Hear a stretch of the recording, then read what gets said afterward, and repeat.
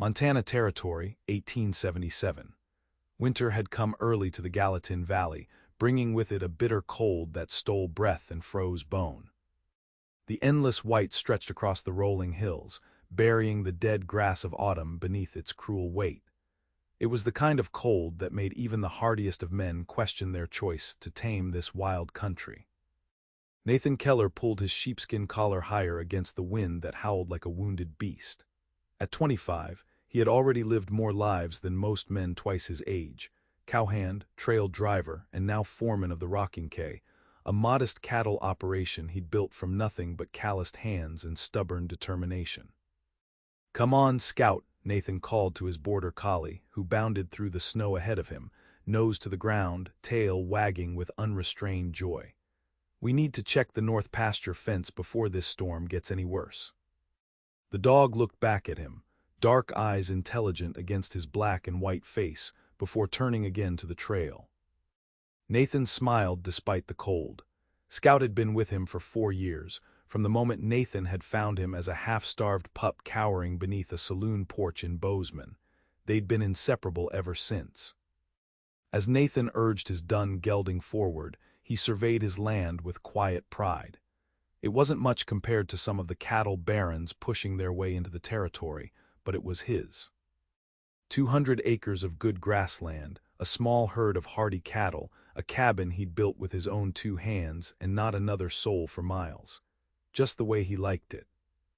"A man needs nothing but his land, his horse, and his dog," Nathan muttered to himself, an affirmation he'd repeated so many times it had become almost a prayer. People just complicate things. The words hung in the frozen air, a truth he'd come to believe after watching his father drink himself to death following his mother's passing from fever when Nathan was just 16.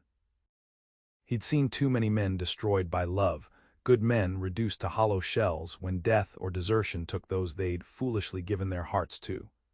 The frontier was no place for such weakness. Out here, attachment was just another word for vulnerability. Still, in the quiet moments before sleep claimed him each night, an emptiness would sometimes settle in his chest, a hollow feeling he couldn't quite name. Nathan always pushed it away. Loneliness was the price of safety. Besides, he had Scout, his horses, and enough work to keep any man occupied until Judgment Day. As they crested a hill, Scout suddenly stiffened, ears perked forward before letting out a sharp bark and bounding down the slope. Nathan frowned, urging his horse to follow. The dog rarely behaved this way unless he'd caught the scent of a wounded animal or a trespasser. "Scout, get back here," Nathan called, but the dog was already racing ahead, disappearing behind a copse of snow-laden pines that marked the edge of his property. Cursing under his breath, Nathan urged his horse into a trot, following the frantic barking that echoed through the trees. When he broke through the pines, he spotted Scout circling something half buried in the snow, something too large to be a coyote or deer. As Nathan drew closer, his heart froze colder than the air around him. It was a wagon, overturned and half buried in a snowdrift. One wheel pointed skyward like a desperate hand reaching for help that never came. Beside it lay the still form of a horse, its dark coat dusted with white, no steam rising from its nostrils. Scout barked again, more urgently now, not at the wagon but at something several yards away, a shape in the snow that Nathan had initially mistaken for a fallen log. "Dear God," Nathan whispered, sliding from his saddle. It was a person, face down in the snow, a woman judging by the tattered remains of a dress visible beneath a snow-dusted coat. Her hair, loose from whatever pins had once held it, spread across the snow in a fan of honey gold. Nathan knelt beside her, his heart hammering against his ribs. She wasn't moving. With gentle hands, he turned her over, brushing snow from her face. She couldn't have been more than 22, with delicate features now pale as the snow around her, lips tinged with blue. A nasty gash crossed her forehead, the blood frozen against her skin. "Miss," Nathan said, pressing his fingers to her neck, searching for a pulse. "Can you hear me?" For a terrible moment he felt nothing, and a strange sense of loss swept through him. Loss for a stranger whose name he didn't even know. Then faintly beneath his fingertips he felt it, a thread of life, weak but persistent. "She's alive, Scout," he said, already shrugging out of his heavy coat to wrap around her still form. "Just barely." Scout whined, circling them anxiously as Nathan gathered the unconscious woman into his arms. She weighed almost nothing, a fragile burden that made something protective stir in his chest. "We need to get her back to the cabin," he told the dog, though his thoughts were already racing ahead. The nearest doctor was in Bozeman, a day's ride away, and in this weather it might as well have been on the moon. As he settled the woman carefully across his saddle before mounting behind her, Nathan couldn't help but notice a small leather pouch that had fallen from her pocket. He grabbed it quickly, tucking it inside his shirt before urging his horse toward home. The woman remained unconscious as Nathan rode, one arm holding her securely against his chest. Her head lolled against his shoulder, and occasional soft moans escaped her blue-tinged lips. Each sound pierced him like a physical pain, spurring him to push his horse faster through the deepening snow. By the time the cabin came into view, the day was fading and the storm clouds hung lower, promising more snow before morning. Nathan's hands were numb with cold, his body aching from maintaining the awkward position necessary to keep the woman from falling. Scout raced ahead, somehow sensing the urgency, and waited anxiously by the cabin door as Nathan dismounted, carefully cradling his burden. Inside, he laid her gently on his bed before hurrying to stoke the fire in the stone fireplace. Only when flames were leaping high did Nathan turn his full attention to his unexpected guest. Her face was ghostly pale in the firelight, making the gash on her forehead stand out in stark relief. Beneath the dirt and blood, he could see she was beautiful, not in the painted, deliberate way of saloon girls, but with a natural grace that even unconsciousness couldn't diminish. Practical concerns pushed away his momentary distraction. She was soaked through from the snow, her clothing frozen in places. She'd never survive if she remained in those wet clothes, but the thought of undressing an unconscious woman made Nathan's face burn with embarrassment. "Damnation," he muttered, running a hand through his hair. "What else can I do?" With as much propriety as the situation allowed, Nathan removed her sodden coat and outer garments, quickly wrapping her in his warmest blankets before turning his attention to her injury. The gash wasn't as deep as he'd feared, but head wounds were tricky things. His father had told stories of men who'd taken a knock to the head and never woken up again. As Nathan cleaned the wound with water warmed by the fire, the woman stirred slightly, her eyelids fluttering. For a brief moment they opened, revealing eyes of the deepest blue he'd ever seen, like the summer sky over Montana's mountains. They fixed on his face with confusion before closing again as she slipped back into unconsciousness. That brief connection sent an unexpected jolt through Nathan's chest. He shook his head, annoyed at himself. She was just a stranger in need of help, nothing more. Once she was well enough, she'd be on her way and things would return to normal. As night fell, Nathan settled into a chair beside the bed, Scout curled at his feet. He'd done what he could, bandaged her head, made sure she was warm, and even managed to get a few spoonfuls of broth between her lips. Now all he could do was wait. The leather pouch he'd recovered from the snow lay on the table beside him. Nathan stared at it, curiosity warring with respect for privacy. If she didn't make it through the night, he'd need to know who to notify, wouldn't he? That seemed justification enough. Inside the pouch he found a few coins, a small silver locket, and a folded letter addressed to Miss Olivia Fletcher. The paper was creased and worn, as though it had been read many times. Nathan hesitated before unfolding it. "Mr. Keller," the letter began, making Nathan's heart skip a beat. "I write to confirm the arrangements we discussed regarding your advertisement for a bride. As requested, my niece, Olivia, will arrive by the first week of December. She is a fine young woman of 22 years, educated and of good character, though she has known hardship these past years following her parents' passing. I trust you will honor your promise of a good home and respectful treatment. Enclosed is the photograph you requested. Regards, Mrs. Eleanor Winslow." Nathan stared at the letter in disbelief, then fumbled in the pouch again. Sure enough, there was a small daguerreotype he'd missed.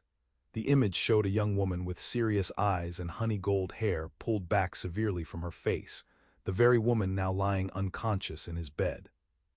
"This can't be right," Nathan muttered, reading the letter again. He'd never placed an advertisement for a mail-order bride. He'd never written to any Mrs. Winslow. And yet, here was a letter addressed to a Mr.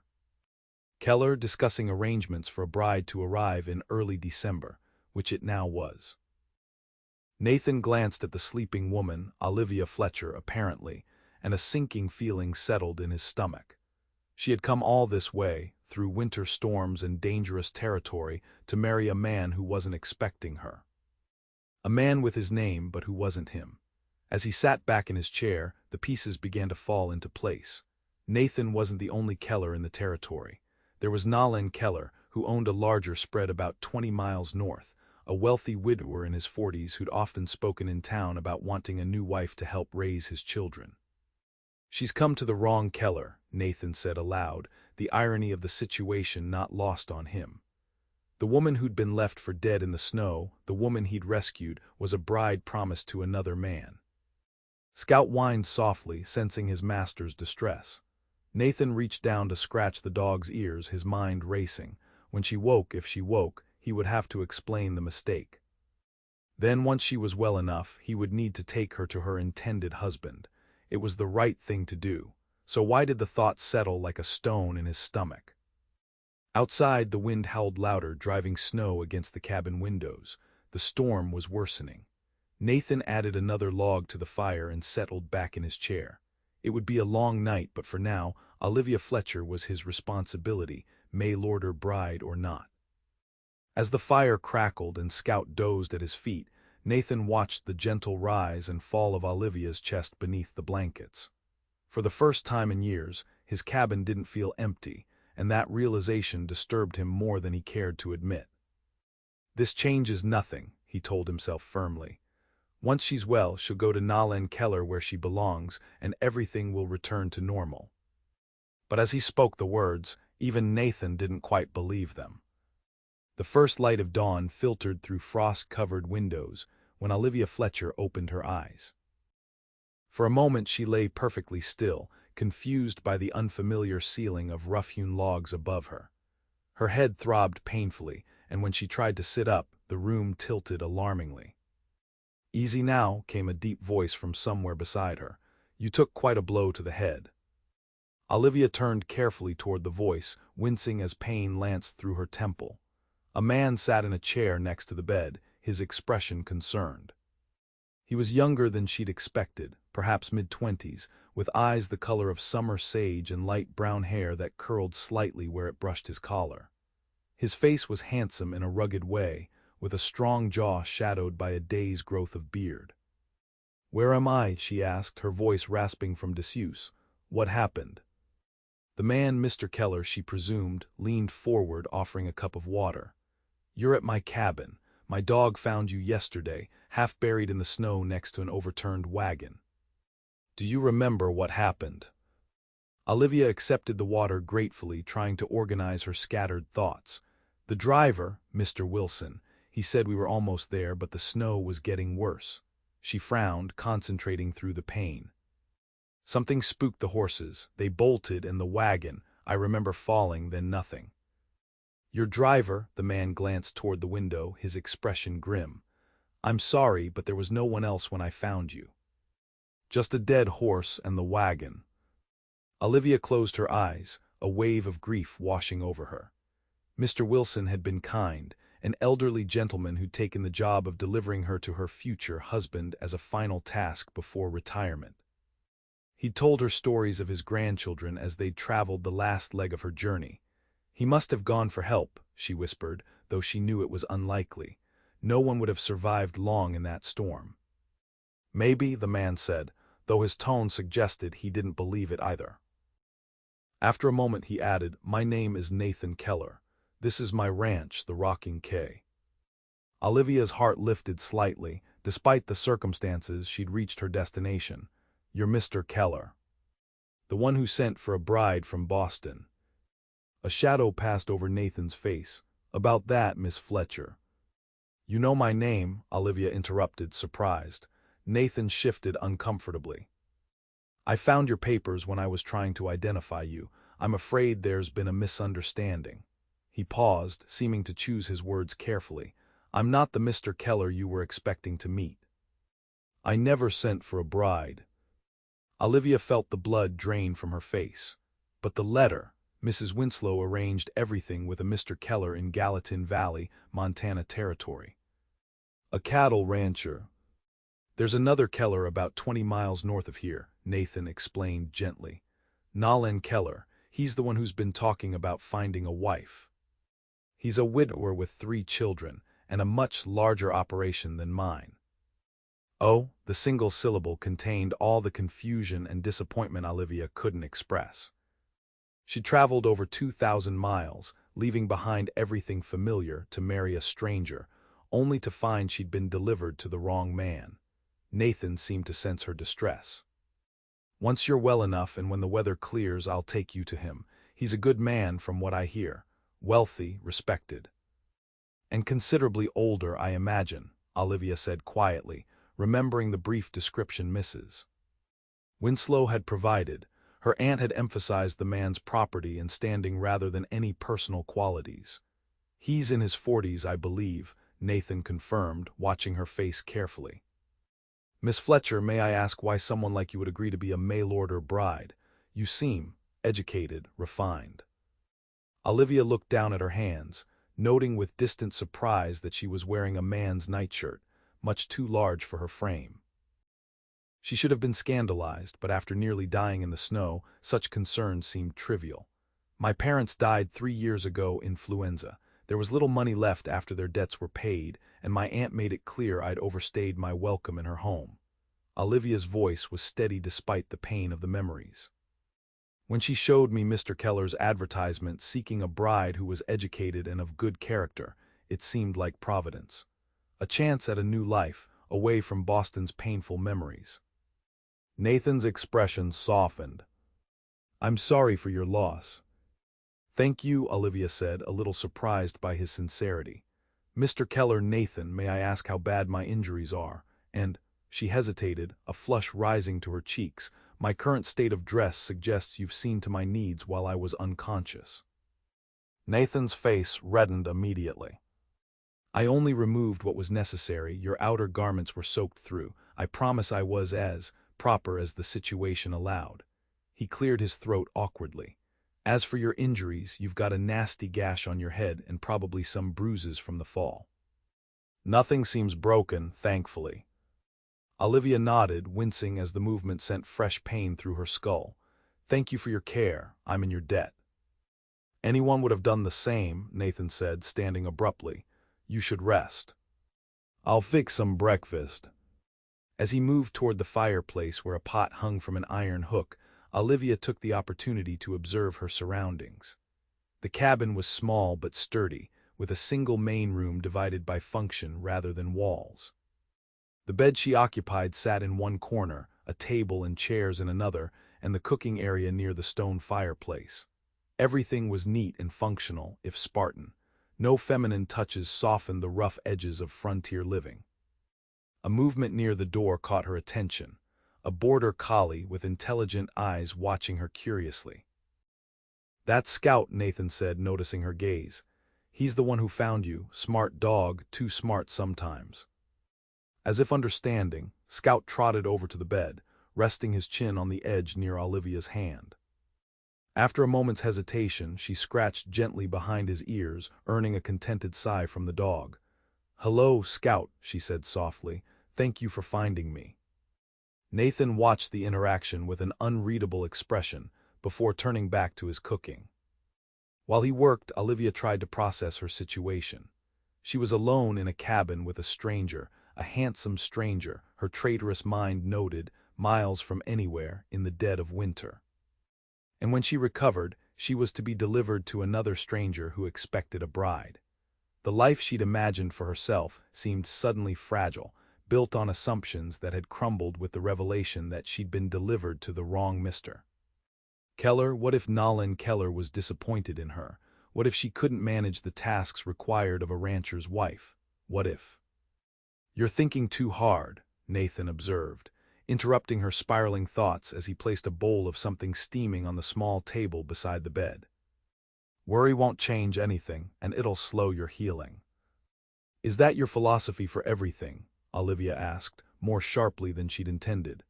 To her surprise, Nathan's mouth quirked into a half-smile that transformed his serious face. Pretty much, out here, you learn to deal with what's in front of you and let the rest sort itself out. He helped her sit up, propping pillows behind her back, before handing her the bowl of what turned out to be a surprisingly flavorful porridge sweetened with dried berries and honey. "This is good," Olivia said, genuinely surprised. "Don't sound so shocked," Nathan replied dryly. "I've been cooking for myself since I was 16. A man either learns or starves out here." As they ate in companionable silence, Olivia found herself studying Nathan when he wasn't looking. He moved with the easy confidence of a man comfortable in his own skin, each action efficient and purposeful. Despite his youth, there was something solid about him, reliable, like the mountains visible through the cabin's windows. "How long have you lived here?" she asked, curious about this solitary man who had saved her life. Nathan considered the question. "Built this cabin 4 years ago, but I've been in the territory since I was 18. Worked as a ranch hand, then trail driver, saved everything I earned until I could buy my own place." "And no one helped you?" "Family. My folks are gone. Pa drank himself to death after Ma died. I was 16. The words were matter of fact, without self-pity. Been on my own since then." Olivia absorbed this, recognizing in him the same resilience she'd had to develop after her parents' deaths. "I'm sorry, that must have been difficult." Nathan shrugged, clearly uncomfortable with sympathy. "It taught me what matters: self-reliance, hard work, not depending on others who can disappear when you need them most." There was a philosophy in those words that explained the solitary cabin, the absence of a wife or family, despite his obvious capability and good looks. Nathan Keller had built walls around himself as sturdy as the logs of his cabin. "And you've never been lonely?" The question slipped out before Olivia could stop it. Nathan's eyes met hers, something vulnerable flickering in their depths before being quickly shuttered away. "I've got Scout and the horses, plenty of work to keep me occupied." He stood, taking her empty bowl. "You should rest more. That head wound needs time to heal." The conversation was clearly over. Olivia sank back against the pillows, suddenly exhausted despite having just woken up. As her eyelids grew heavy, she watched Nathan moving about the cabin, his movements precise and self-contained. A man who had built his life around needing no one. Just before sleep claimed her, a thought drifted through her mind. What would it take to breach those carefully constructed walls? The next 3 days passed in a strange, peaceful rhythm. Olivia slept much of the time, her body demanding rest to heal. When awake, she found Nathan to be a surprisingly attentive caretaker, if somewhat reserved. He changed her bandages with gentle hands, brought her broth and tea, and even found a spare shirt and trousers she could wear while her own clothes dried. "They'll be too big," he'd said apologetically, placing the folded garments on the bed, "but they're clean." The trousers had indeed been comically large, requiring creative use of rope as a belt, but the freedom of movement was a novel experience after years confined in corsets and petticoats. When Olivia had emerged from behind the privacy screen Nathan had rigged using a blanket, she'd caught a flicker of something in his eyes, surprise, and perhaps something warmer, before he'd turned away to tend the fire. Outside, the snow continued to fall intermittently, adding to the already deep drifts surrounding the cabin. Nathan ventured out daily to care for his livestock, returning with snow clinging to his hat and shoulders, his cheeks ruddy from the cold. Scout always accompanied him, bounding through snowdrifts with unrestrained joy that never failed to make Olivia smile. On the 4th morning, Olivia woke feeling stronger than she had since the accident. Her headache had subsided to a dull throb, and the dizziness that had plagued her was nearly gone. She found Nathan at the table, mending a tear in his coat by the light of an oil lamp. "Good morning," she said, surprised to see him still inside. Usually he was out with the cattle by this time. Nathan looked up, his expression warming slightly at the sight of her. "Morning, how's the head?" "Much better," Olivia said, joining him at the table. "I thought you'd be out with the herd by now." Storms picked up again. Thought I'd wait to see if it passes. He set aside his mending, hungry. I can cook, Olivia offered, suddenly eager to do something useful after days of being an invalid. Please. I'm feeling much stronger, and I'd like to repay your kindness somehow. Nathan hesitated, then nodded, gesturing toward the pantry shelves. Help yourself, not much variety, I'm afraid. Olivia found flour, dried apples, and a precious jar of cinnamon among his supplies. Soon the cabin filled with the warm scent of apple flapjacks cooking on the cast-iron stove. She was acutely aware of Nathan watching her movements, his expression thoughtful. "Where did you learn to cook?" he asked as she placed a plate of golden-brown flapjacks in front of him. "My mother taught me," Olivia replied, sitting across from him with her own plate. She believed every woman should know how to run a household, regardless of social standing. Before they died, we had a cook, but Mother still insisted I learn. Nathan took a bite, his eyebrows rising in appreciation. "She taught you well." The simple compliment warmed Olivia more than it should have. They ate in companionable silence, the howling wind outside making the cabin seem even more snug and intimate.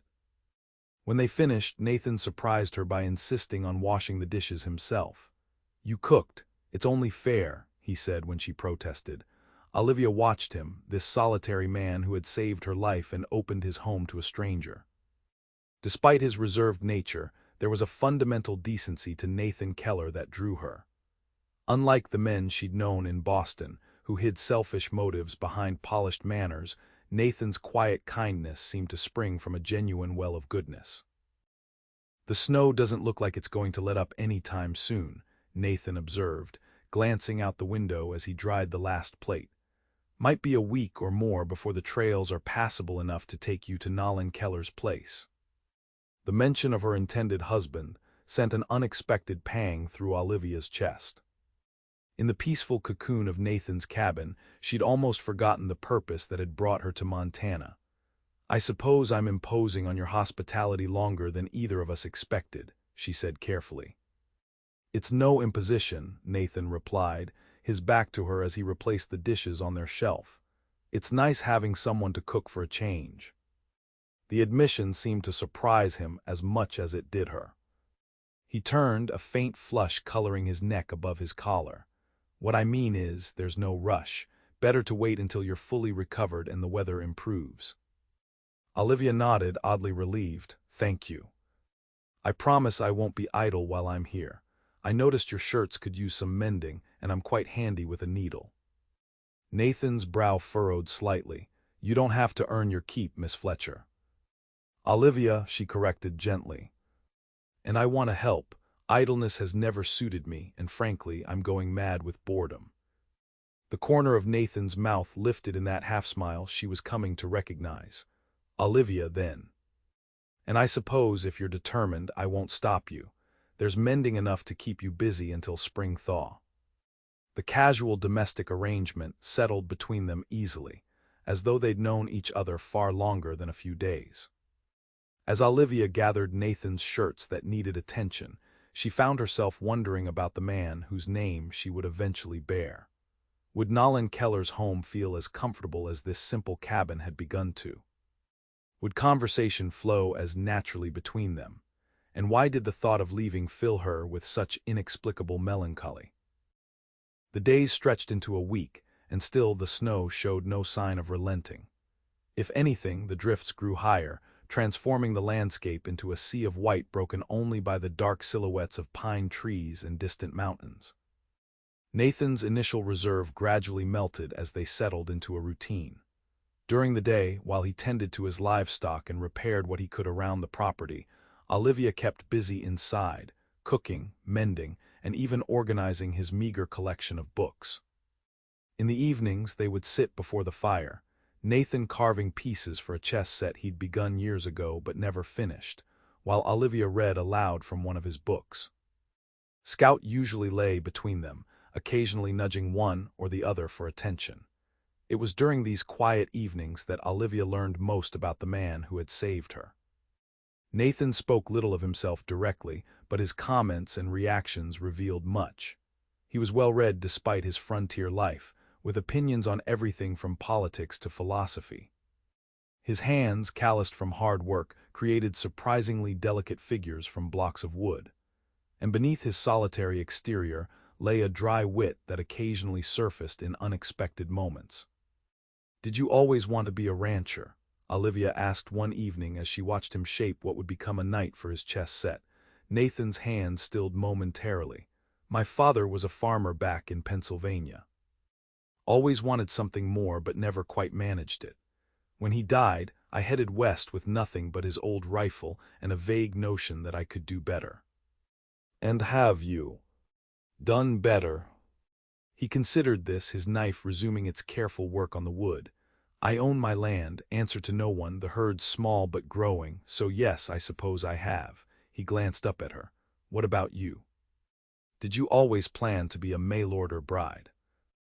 The question might have seemed impertinent coming from someone else, but Olivia had come to recognize Nathan's direct way of speaking as honesty rather than rudeness. "No," she admitted with a small smile. "As a girl, I had romantic notions of marrying for love, like my parents did, but life has a way of rearranging one's expectations." "Your aunt didn't approve of any local suitors?" Olivia's smile turned wry. "My aunt didn't approve of much about me, least of all my limited prospects. After my parents died, our house and most possessions were sold to cover my father's debts. The daughters of penniless merchants aren't exactly sought after in Boston society." Nathan's expression darkened. "So she shipped you off to marry a stranger in the wilderness." "She presented it as an opportunity," Olivia corrected, though Nathan's protective indignation warmed her. "And in many ways it was. What future did I have in Boston, working as a companion to some elderly widow, teaching other people's children for a pittance, at least as Mrs. Keller? I would have a home of my own, perhaps children someday." "Children you'd raise on your own while Nathan Keller tends his cattle," Nathan said, his tone sharper than usual. "He's gone for weeks at a time during drive season. Everyone knows it. Those kids of his are practically raised by his housekeeper." Olivia blinked, surprised by the vehemence in his voice. "You make it sound as though you disapprove of him." Nathan sighed, setting aside his carving. "I don't know him well enough to approve or disapprove. He's always been fair in our limited dealings. He paused, seeming to struggle with his words. "I just think a woman like you deserves more than being a convenient solution to a widower's problems." The sentiment hung in the air between them, more revealing than perhaps Nathan had intended. Olivia felt a flutter in her chest that had nothing to do with her healing injuries. "And what would a woman like me deserve?" she asked softly. Nathan's eyes met hers, something vulnerable and almost hungry in their depths. For a moment, Olivia thought he might answer with more than words. Then Scout whined and nudged his hand, breaking the spell. "Someone who sees your worth," Nathan said finally, his attention returning to his carving, "not just your usefulness." The conversation shifted to safer topics after that, but something had changed between them, an acknowledgement of feelings neither was ready to name. As Olivia lay in bed that night, listening to Nathan's steady breathing from his makeshift pallet near the fire, she wondered if she was imagining the tension that now seemed to fill the cabin's small space. She was promised to another man, a good man by all accounts, who had advertised for a wife and made arrangements in good faith. She had agreed to the contract, accepting his terms and the security he offered. Breaking such an agreement would be dishonorable, not to mention foolish. What could Nathan Keller offer her that Nathan Keller couldn't? A smaller ranch, harder work, and a man whose heart seemed firmly walled against attachment. And yet, as sleep finally claimed her, Olivia couldn't deny that somewhere along the way, Nathan's cabin had begun to feel like home in a way no place had since her parents died. The next morning dawned clear and cold, the storm having finally blown itself out overnight. Sunlight sparkled on the vast white landscape outside the cabin windows, almost painfully bright after days of gray skies. Nathan stood by the window, coffee cup in hand, surveying the transformed world. Trail might be passable in a day or two, once the sons had a chance to work on those drifts. Olivia looked up from the shirt she was mending, a strange hollowness opening in her chest at his words. "So soon." "Been almost 2 weeks since I found you," Nathan said, his back still to her. Nathan Keller's probably wondering what happened to his bride. There was something in his voice Olivia couldn't quite identify, resignation, perhaps, or something deeper. Before she could respond, Scout began barking excitedly at the door. Nathan frowned, setting down his cup and moving to look out the small window beside the entrance. Someone's coming, a rider.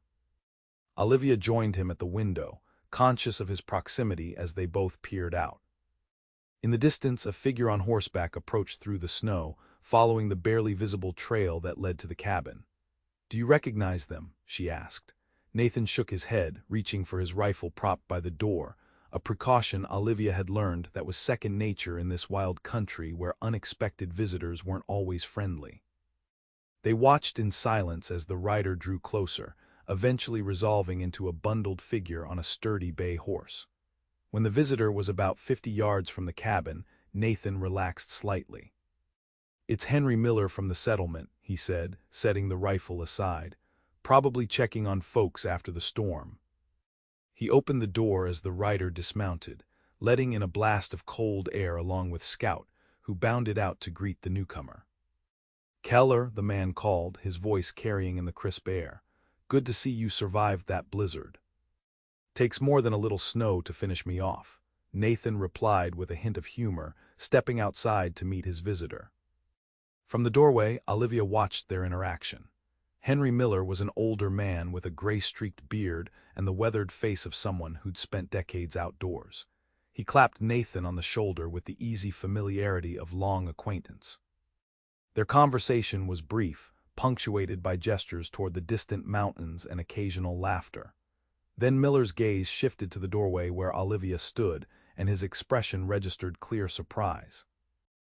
Nathan said something Olivia couldn't hear, and Miller's eyebrows shot up further.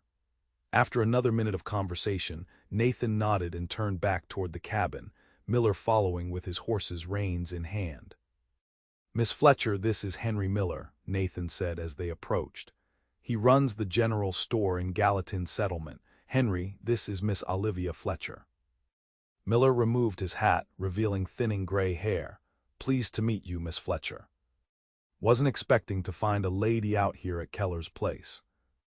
Olivia smiled, extending her hand. "The pleasure is mine, Mr. Miller. I'm afraid my presence here is the result of unfortunate circumstances rather than proper planning." As they moved inside, Nathan explained her situation to Miller, who listened with increasing interest. "Nathan Keller's bride, you say," Miller said, warming his hands by the fire after settling into one of the chairs at Nathan's invitation. "That explains a few things. Old Nathan's been in quite a state these past 2 weeks. Came into town asking if anyone had seen a stage or wagon coming from the east. When that Wilson fella's horse wandered into the Johnston place without rider or wagon, folks feared the worst." "They found Wilson's horse?" Nathan asked sharply. Miller nodded, accepting the coffee Olivia offered. 3 days ago, no sign of Wilson himself or any passengers. Search parties went out, but with all that snow," he shrugged. "Most figured no one could have survived the storm." "And Mr. Keller, Nathan Keller, he knows I was traveling to meet him?" Olivia asked. "Seems so. Had a letter from some lady back east saying you'd be arriving early December. Been making all sorts of preparations up at his place. New curtains, furniture, even had his housekeeper sewing linens." Miller took a sip of coffee. Man's determined to make a good impression on his new bride. Olivia felt a twinge of guilt at the thought of this unknown man preparing so thoroughly for her arrival, while she sat in another man's cabin, increasingly reluctant to leave. "The trail to Nathan's place should be clear enough by tomorrow," Miller continued, oblivious to her discomfort. "I'd offered to take word to him myself, but I'm headed south to check on the Johnstons and Parkers." "No need," Nathan said, his voice carefully neutral. "I'll take Miss Fletcher to Nathan's place once the trail's safe." Miller nodded, finishing his coffee before rising. "Best be on my way then, more folks to check on before nightfall." He turned to Olivia with a friendly smile. "Welcome to Montana Territory, Miss Fletcher. Reckon you've had a rough introduction, but it's good country once you get to know it." After Millard departed, a heavy silence fell over the cabin. Nathan busied himself with adding wood to the fire, his movements more abrupt than usual. "It seems I've been the cause of considerable worry," Olivia said finally. "Not your fault the wagon overturned," Nathan replied without looking at her. "No, but now that we know the trail will be passable tomorrow, I should go to Mr. Keller as soon as possible. He's been waiting, preparing for me." Nathan straightened, his expression unreadable. "Is that what you want?" The question caught Olivia off guard. Was it what she wanted? 2 weeks ago, the answer would have been simple. Of course she wanted to meet the man who was to be her husband, to begin the new life she'd traveled so far to find. "But now, what I want doesn't matter," she said carefully. "I made an agreement. Mr. Keller paid for my passage, expected a bride. I can't simply not go." "You could," Nathan said, his voice low. "You nearly died, Olivia. That changes things. No one would blame you for reconsidering." Olivia stared at him, her heart beating faster. "And what would I do instead? Where would I go?" Nathan took a step toward her, then stopped as though catching himself. "You could stay in the settlement until you decide, or," he hesitated, the words seemingly stuck in his throat, "or," Olivia prompted, barely breathing. "Or you could stay here," Nathan said finally, the words rushing out like water through a broken dam. "Not as charity, as my wife." The proposal hung in the air between them, as unexpected as it was unpolished. Olivia's mind raced, unable to form a coherent response. "I know it's sudden," Nathan continued, running a hand through his hair in agitation. "I know we barely know each other, but these past 2 weeks. I've never," he paused, struggling to find the right words. "I never thought I wanted a wife, never thought I needed anyone. But then Scout found you in that snow and everything changed." Olivia's heart thundered in her chest. "Nathan, You don't have to answer now," he interrupted, as though afraid of what she might say. "Just think about it, before you go to Nathan Keller and bind yourself to a life you never chose." Before Olivia could respond, Nathan grabbed his coat and hat. "I need to check the stock," he said, his voice rough with emotion. "Take your time, think it through." Then he was gone, the door closing behind him with finality, leaving Olivia standing alone in the middle of the cabin, her thoughts in turmoil. Scout looked up at her from his place by the fire, head tilted quizzically, as though he too awaited her answer. "Oh, Scout," Olivia whispered, sinking into a chair, "what am I to do?" The dog padded over, resting his head on her knee in silent commiseration. Outside, the sun continued its path across the winter sky, marking the passing hours as Olivia wrestled with the most unexpected choice of her life. Nathan didn't return until dusk had settled over the valley, painting the snow in shades of purple and blue. By then, Olivia had prepared dinner, tidied the cabin, and paced so many circuits around the small space that she wondered if she'd worn a path in the wooden floor. When the door finally opened, admitting a blast of cold air along with Nathan and Scout, Olivia was sitting calmly at the table, her decision made. Nathan hung his coat by the door, his movements careful, controlled. His face was reddened from the cold, but his eyes, when they finally met hers, were guarded. "Stew's still warm," Olivia said, gesturing to the pot by the fire. "Thank you," he replied, the polite response at odds with the tension that filled the room. They ate in silence, the clink of spoons against bowls unnaturally loud in the quiet cabin. Scout moved between them, sensing the strain, occasionally nudging one or the other as though encouraging reconciliation.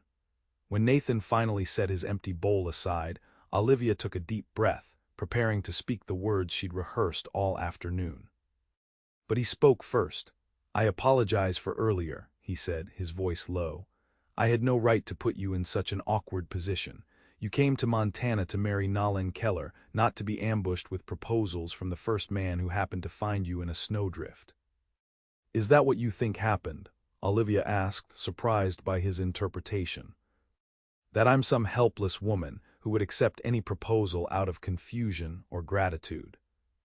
Nathan looked up, startled by her tone. "No, Because if that's what you think of me, Nathan Keller, Then perhaps it's best I do go to Nolan tomorrow, she continued, 2 weeks of pent-up emotions finally finding release. At least he respects me enough to believe I know my own mind.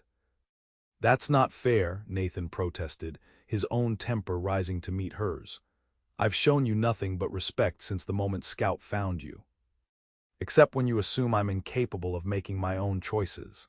Olivia stood, too agitated to remain seated. Did it occur to you that perhaps I've spent these 2 weeks developing feelings for you, that your proposal wasn't unwelcome, merely unexpected? Nathan stared at her, his anger fading into confusion. You have feelings for me? Of course I do, Olivia said, exasperation coloring her voice. Why else would I be so conflicted about going to Nathan Keller? Why else would I lie awake at night, listening to you breathe, wondering if there could be something between us? The confession hung in the air, more revealing than Olivia had intended. A flush crept up her neck to her cheeks, but she held Nathan's gaze steadily. I didn't know, he said finally, his voice rough with emotion. I was afraid I was imagining it. That you were just being kind because of the situation. I'm not that kind, Olivia said with a hint of a smile, or that good an actress. Nathan stood slowly, as though afraid a sudden movement might break the fragile moment between them. So what are you saying, Olivia? She took a deep breath. I'm saying that before I give you my answer, I need to know why you asked. Is it because you genuinely want me as your wife, or because you feel responsible for me? Because if it's the latter, I won't accept. Nathan stepped closer, close enough that Olivia could see the flecks of amber in his green eyes, could feel the warmth radiating from his body. I ask because these past 2 weeks have shown me what I've been missing, he said, his voice low and intense. Because for the first time since my parents died, this cabin feels like a home instead of just shelter. Because when I think of you leaving tomorrow, I can barely breathe. He reached out, hesitantly taking her hands in his. I've spent years believing that needing someone was a weakness I couldn't afford, that caring too much only leads to pain. But then Scout found you in that snow, and despite everything I believed, I started to hope for something different. Olivia's heart pounded as she looked up at him. And what do you hope for now? A chance, Nathan said simply. A chance to build something real with you, not because I feel responsible for you, but because I'm falling in love with you. The words spoken so plainly, without artifice or calculation, brought tears to Olivia's eyes. This was not the romantic proposal she dreamed of as a girl, with flowery declarations and perfect settings. It was better honest, raw, and true, like the man himself. I'll need to speak with Nathan Keller, she said, squeezing Nathan's hands. I owe him that much, an explanation in person. He's been waiting for me, preparing. It would be cowardly to simply send a message. Nathan nodded, though his expression tightened at the mention of Nathan. I understand. I'll take you to his ranch tomorrow as planned. And after I've spoken with him, Olivia continued, after I've explained that circumstances have changed, that my heart has chosen a different path. She paused, gathering her courage. Then yes, Nathan Keller, I will marry you. The joy that transformed Nathan's face was worth every mile of difficult journey, every moment of pain and uncertainty. He pulled her gently into his arms, holding her as though she were the most precious thing he'd ever touched. Are you certain? He asked, his breath warm against her hair. My ranch is smaller, the work harder. I can't offer you the comforts Nathan could. Olivia leaned back to look into his eyes. I didn't come west seeking comfort, Nathan.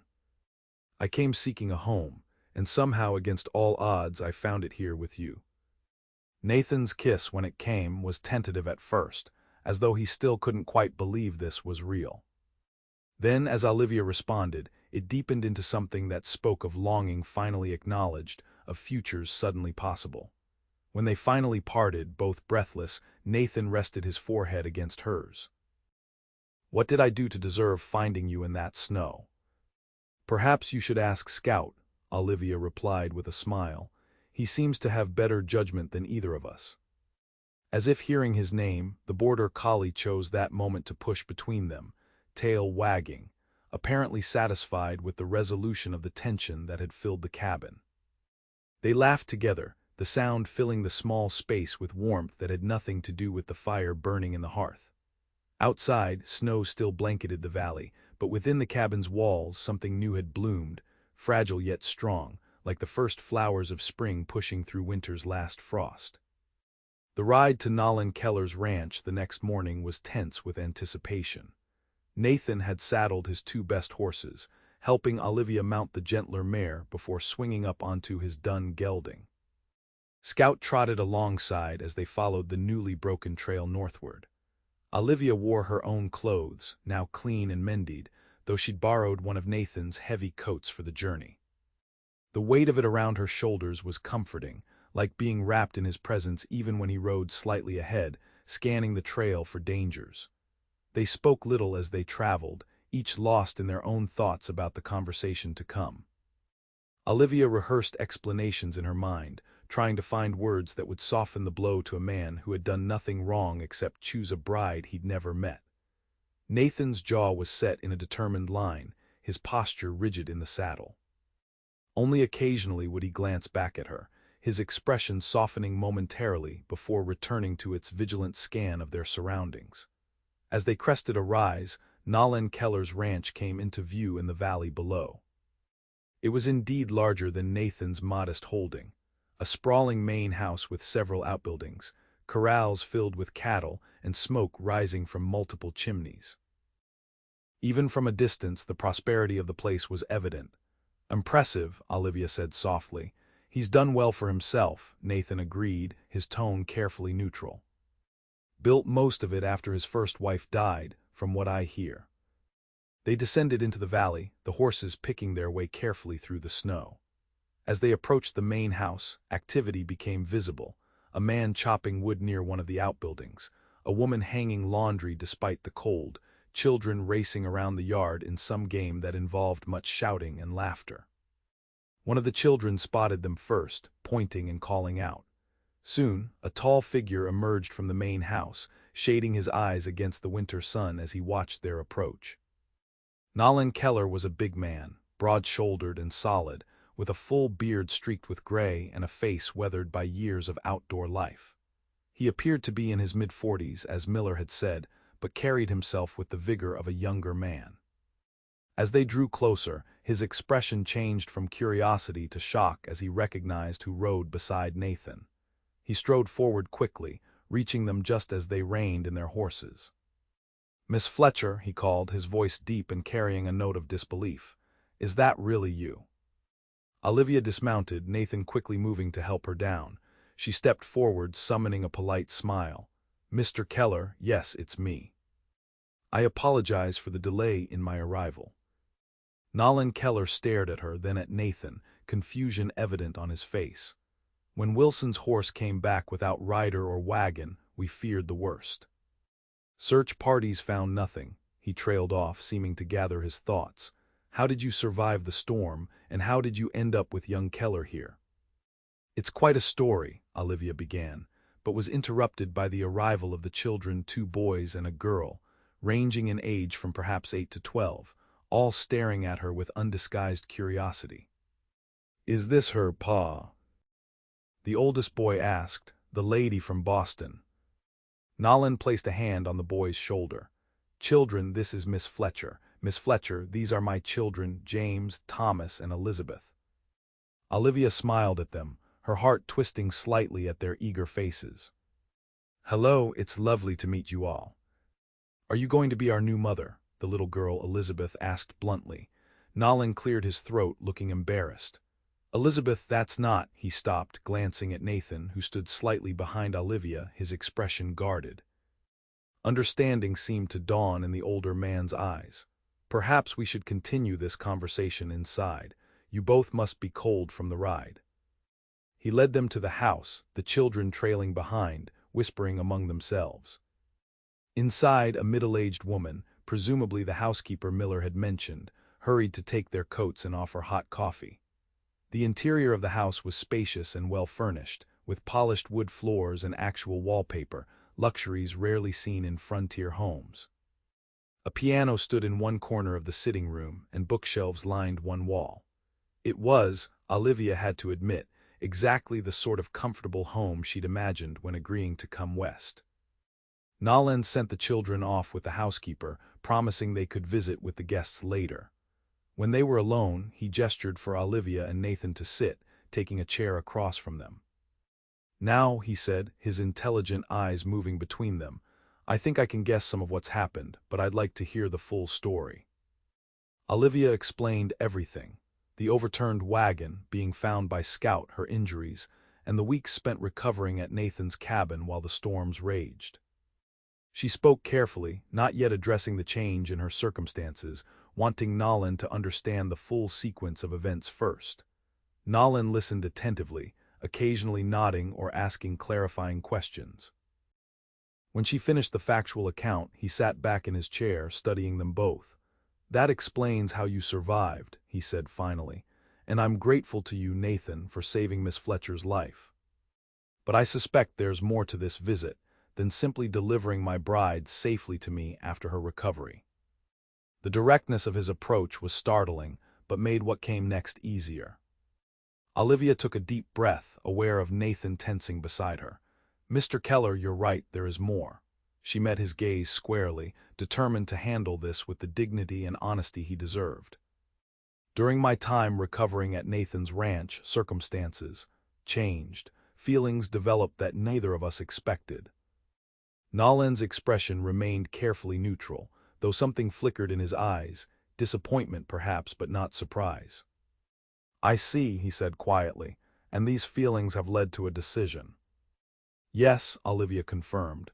"Nathan has asked me to be his wife, and I've accepted.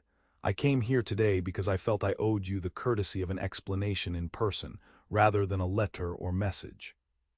You made arrangements in good faith, paid for my passage, prepared your home. For that to come to nothing due to my changed circumstances, I'm deeply sorry." Nolan was silent for a long moment, his gaze moving to Nathan. "You came with her. That takes courage, young Keller. Most men would have sent their intended bride alone to break such news." "It wouldn't have been right," Nathan replied simply.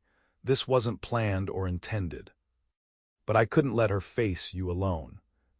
A hint of respect showed in Nolan's expression. He turned back to Olivia. "May I ask what changed your mind, Miss Fletcher? Was it the age difference, my children?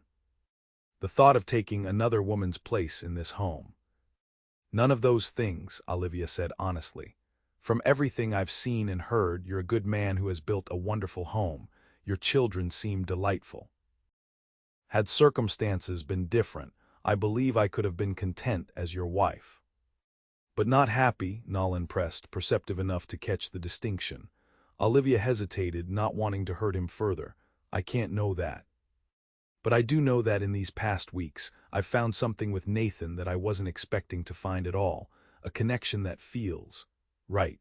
I believe I would be doing you a disservice if I honored our arrangement while my heart belongs elsewhere." Nolan nodded slowly, a sad smile touching his lips. "Well said, Miss Fletcher." He sighed, standing and moving to look out the window where his children could be seen playing in the yard. "I won't pretend I'm not disappointed. I've been preparing for your arrival for months, not just the house, but myself as well. It's not easy for a widower with 3 children to consider opening his heart again." "I truly am sorry," Olivia said, rising as well. "If there's any way I can make amends, perhaps returning the cost of my passage." Nolan waved this away. "Keep it, consider it a wedding gift." He turned back to them, his expression resigned but dignified. "I wish you both happiness.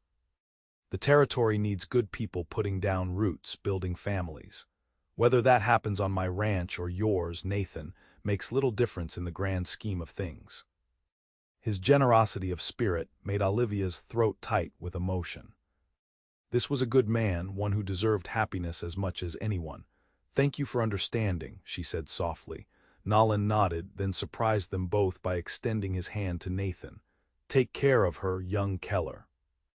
Good women are rare in this territory." Nathan stood, accepting the handshake with equal solemnity. "I know it, and I will." As they prepared to leave, the children reappeared, clearly having been watching from somewhere nearby. They regarded Olivia with expressions ranging from curiosity to disappointment. "Are you not staying?" Elizabeth asked, her lower lip threatening to tremble. Olivia knelt to the child's level, her heart aching for the girl who had likely been excited about having a mother figure again. "Not today, Elizabeth, but perhaps we can be friends. Nathan's ranch isn't so very far." The little girl considered this, then nodded with the resilience of childhood. "Pa says we need more friends out here. Everyone's too far apart." "Your father is a wise man," Olivia said, smiling gently. As they rode away from the Keller ranch, Olivia felt a complex mixture of emotions: relief at having completed the difficult conversation, gratitude for Nolan's gracious acceptance, and a touch of sadness for the family that had been preparing to welcome her. "Are you all right?" Nathan asked when they were out of sight of the house. Olivia nodded, looking over at him. "He's a good man. I hope he finds someone who will love him and those children as they deserve." "He will," Nathan said with certainty. As he said, good women may be rare in the territory, but they do exist. His eyes met hers, warm with affection. "I found one after all." The ride back to Nathan's ranch, their ranch now, Olivia supposed, seemed shorter somehow, the weight of uncertainty lifted from their shoulders. Scout raced ahead, apparently sensing their lightened mood, occasionally circling back as though impatient for them to keep up. When the familiar outline of the cabin appeared on the horizon, Olivia felt a surge of something she hadn't experienced in years. The simple joy of coming home. Spring came to Montana territory in fits and starts, as it always did, warm days followed by sudden snowstorms, muddy thaws giving way to hard freezes. But by early May, the land had transformed, the valleys turning green with new grass, wildflowers dotting the hillsides in splashes of color. The wedding took place on the first truly warm day, with clear blue skies and a gentle breeze that carried the scent of pine and new growth. It was a simple affair, held outside the cabin with Judge Parker from the settlement officiating and a small gathering of neighbors in attendance. Olivia wore a new dress of pale blue, ordered from a catalog and altered to fit by her own hands. Flowers from the nearby meadow formed her bouquet, tied with a ribbon salvaged from one of her old dresses. Nathan, usually seen in work clothes, had donned a clean white shirt and new trousers, his hair freshly cut and face clean-shaven for the occasion. To everyone's surprise, Nathan Keller and his children were among the guests, bearing a handsome rocking chair as a wedding gift. In the months since Olivia's visit to his ranch, a cautious friendship had developed between the two families, with occasional Sunday dinners and shared work during the difficult spring calving season. "You look beautiful," Nathan whispered as they stood together before the judge, Scout sitting attentively at their feet as though aware of the importance of the ceremony. Olivia smiled up at him, her heart full. The months since their decision had been busy ones, expanding the cabin to include a proper bedroom, preparing fields for a small vegetable garden, learning the rhythms of ranch life. There had been difficult days, certainly, when the work seemed endless and the comforts few, but never once had she regretted her choice. "Do you, Nathan James Keller, take this woman to be your lawfully wedded wife?" Judge Parker intoned, his voice carrying across the gathered witnesses. "I do," Nathan replied, his eyes never leaving Olivia's face. "And do you, Olivia Margaret Fletcher, take this man to be your lawfully wedded husband?" "I do," Olivia said clearly, squeezing Nathan's hands in hers. "Then by the authority vested in me by the territory of Montana, I pronounce you husband and wife. You may kiss your bride." Nathan's kiss was gentle but filled with promise, his hands cupping her face as though she were made of the finest porcelain. The small crowd cheered and applauded, Scout adding his bark of approval to the celebration. The wedding feast that followed was a community affair, with neighbors contributing dishes to create a spread far more elaborate than the typical frontier meal. There was music too. Henry Miller from the store played fiddle, and to everyone's delight, Olivia demonstrated her skill on a small accordion brought by one of the neighbors. As the afternoon stretched into evening, lanterns were lit, and the celebration continued under the emerging stars. Olivia found a moment to slip away from the festivities, needing a brief respite from the unaccustomed socializing. She walked a short distance from the cabin, to the spot where the land dropped away, providing a view of the valley below, silvered now in the rising moonlight. "Escaping from our own wedding," Nathan's voice came from behind her, warm with amusement. Olivia turned, smiling as he approached, just taking a moment to appreciate it all. It's been quite a journey from that snowbank to today. Nathan moved to stand beside her, slipping an arm around her waist. "Any regrets?" "None," she said firmly, leaning against him, "though I do wonder sometimes at the strange twists of fate that brought me here. If the wagon hadn't overturned, if Scout hadn't found me, if you hadn't been the kind of man who would take in a half-frozen stranger. If you hadn't been the kind of woman who could turn a solitary man's heart inside out," Nathan added, his voice low and serious despite the teasing words. Olivia reached up to touch his face, still marveling that this man was now her husband. "Do you remember what you used to say, that a man needs nothing but his land, his horse, and his dog?" Nathan laughed softly. "I was a fool." "No," Olivia corrected gently. "You were protecting yourself from pain. We both were, in our different ways.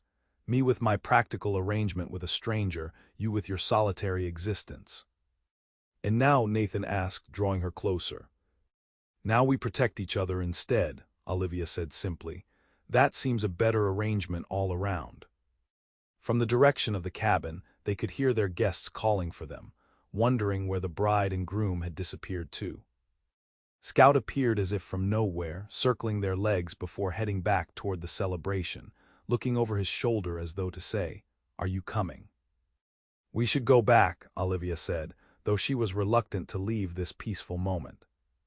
Nathan nodded, but before they turned to go, he pulled her into his arms for a kiss far more passionate than the one they'd shared during the ceremony. When they finally parted, both breathless, his eyes were dark with desire. "Mrs. Keller," he said, his voice husky, "I believe I'm looking forward to the end of this celebration almost as much as I enjoyed the beginning." Olivia felt a blush rise to her cheeks, along with a thrill of anticipation. "Then perhaps we should attend to our guests, Mr. Keller, so they might take their leave at a reasonable hour." Hand in hand, they walked back to the cabin, to the light and music and laughter of their wedding feast. Scout trotted ahead, tail wagging with apparent satisfaction at having his humans where they belonged, together home, safe. Later, much later, as Olivia lay in Nathan's arms in the quiet darkness of their bedroom, listening to the gentle rhythm of his breathing, she thought about the strange path that had led her to this moment. A mail-order bride contract, a winter storm, a faithful dog, a twist of fate that brought her to the wrong Mr. Keller, or perhaps, as her heart knew now, exactly the right one. Outside, the Montana night was vast and star-filled, the territory still wild and often harsh. But within these walls, within the circle of her husband's arms, Olivia had found what she'd truly been seeking all along, not just security or a place to belong, but love, unexpected and transformative, strong enough to melt the deepest snow and breach the most carefully built walls. As sleep claimed her, Olivia's last conscious thought was one of gratitude, for a dog who'd found a woman left for dead in the snow, and for the man who'd had the courage to open his heart when he least expected to need anyone at all.